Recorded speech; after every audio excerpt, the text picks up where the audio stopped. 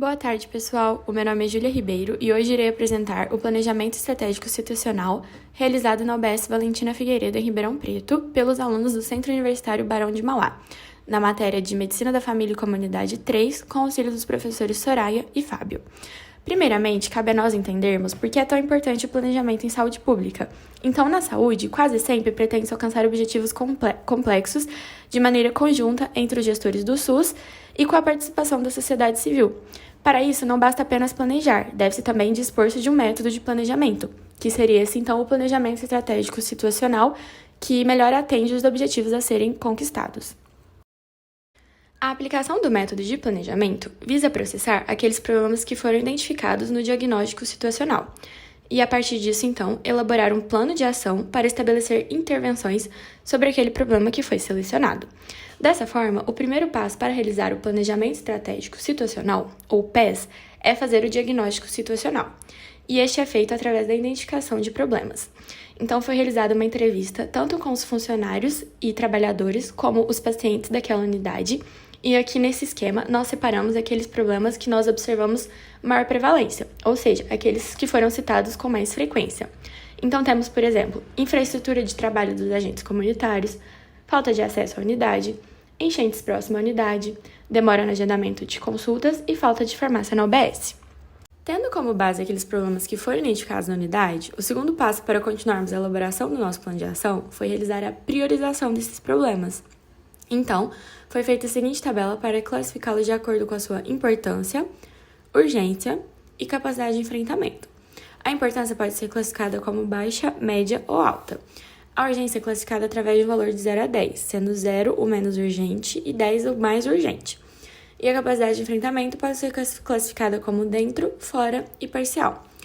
E após tudo isso, é feita uma seleção por ordem de prioridade. Então, como podemos perceber aqui na tabela, o problema definido pelo grupo, a partir da prioridade, foi a demora no agendamento de consultas, já que ela ficou em primeiro lugar. A importância desse problema foi considerada alta. A urgência recebeu o valor 7 e a capacidade de enfrentamento foi classificada como parcial, ficando com a primeira posição ao levarmos em conta todos os parâmetros analisados. Se a gente comparar, por exemplo, com a falta de farmácias na UBS, a importância também é alta e a urgência tem valor de 9.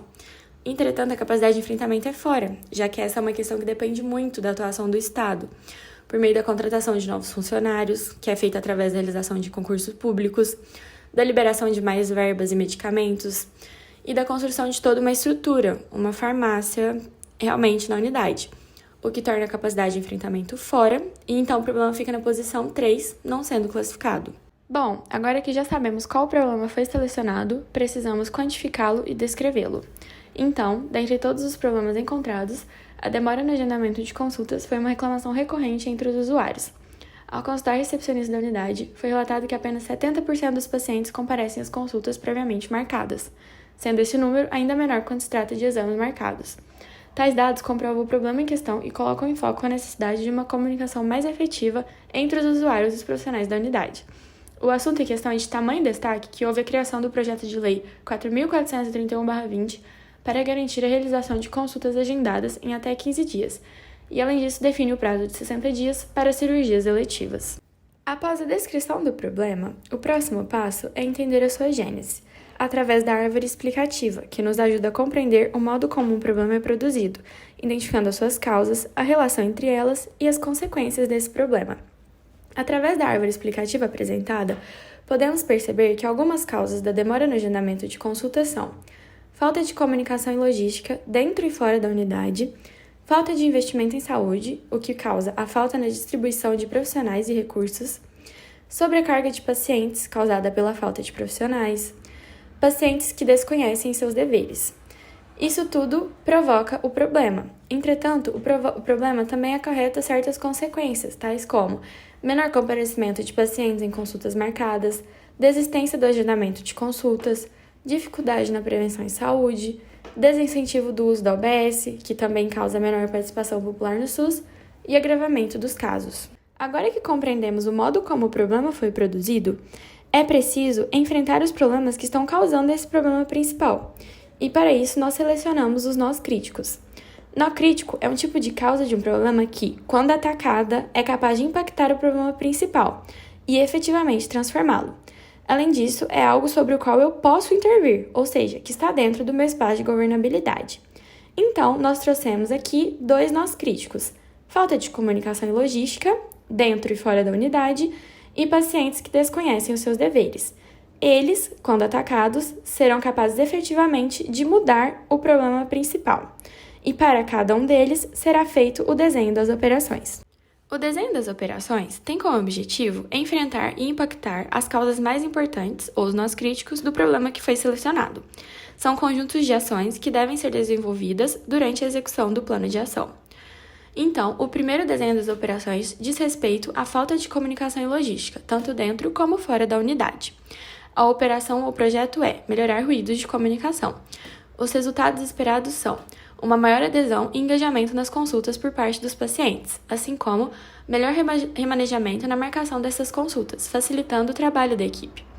Os produtos esperados são treinamento dos trabalhadores da unidade, em conjunto com profissionais do setor administrativo público especializados em comunicação e em recursos humanos, para melhorar a interlocução entre a equipe e com a comunidade.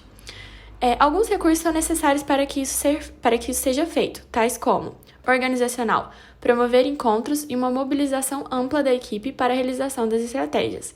Político, criar um diálogo entre os usuários e os prestadores de serviços dos diversos setores que compõem a unidade de saúde.